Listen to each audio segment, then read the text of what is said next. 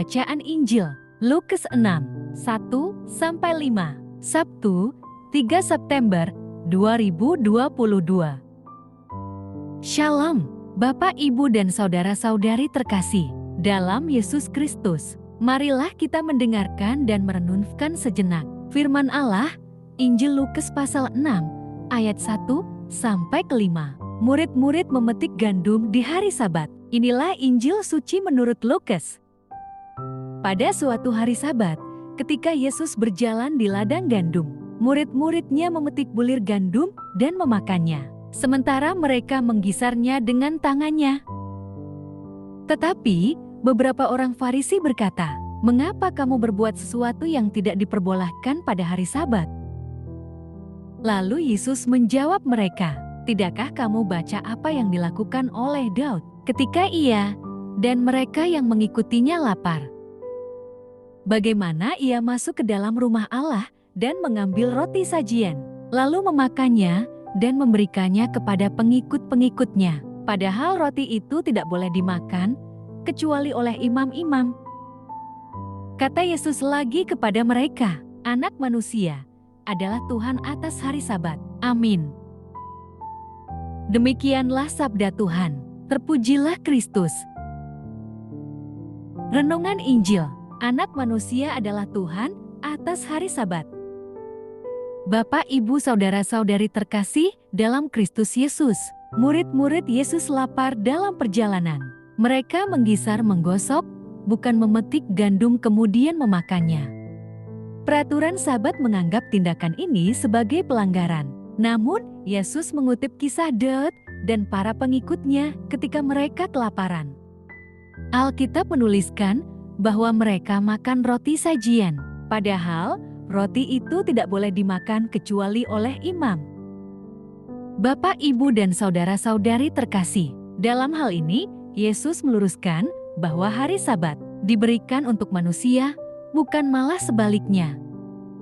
Sabat artinya berhenti, melepaskan, dan disegarkan.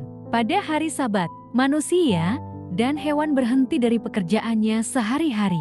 Mereka lepas dari rupa-rupa kesibukan dan tuntutan hidup agar disegarkan kembali. Sabat adalah anugerah Tuhan demi kepentingan manusia karena Dia mengasihi manusia. Namun, pemuka agama Yahudi menafsir dan memberi aturan-aturan tambahan mengenai Sabat pada masa itu.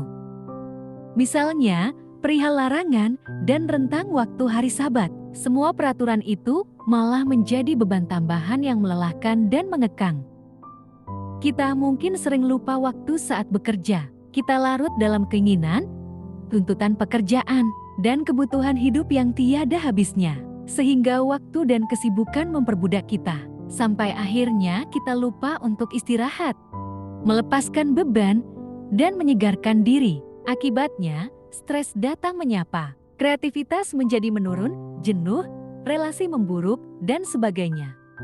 Kata Yesus lagi kepada mereka, "Anak Manusia adalah Tuhan atas hari Sabat." Untuk rekreasi, itulah maksud Tuhan menurunkan ketentuan hari Sabat. Kata rekreasi berasal dari bahasa Latin yang berarti membuat, menciptakan ulang.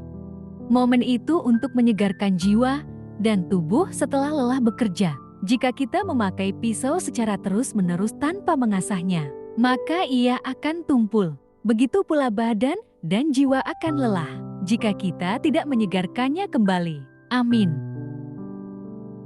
Marilah berdoa. Allah Bapa, sumber pengharapan, Engkau telah mengikat perjanjian dengan semua orang melalui Yesus yang terurapi. Semoga kami selalu berpegang teguh pada Dia dan berkembang menjadi umat yang patuh setia. Dengan pengantaraan Yesus Kristus, Putra-Mu, Tuhan kami yang bersama Dikau, dalam persatuan Roh Kudus, hidup dan berkuasa, Allah sepanjang segala masa. Dalam nama Bapa, Putra, dan Roh Kudus. Amin. Terima kasih sudah mendengarkan dan merenungkan firman Allah. Jangan lupa subscribe dan jangan lupa juga aktifkan loncengnya. Terima kasih, Tuhan Yesus memberkati.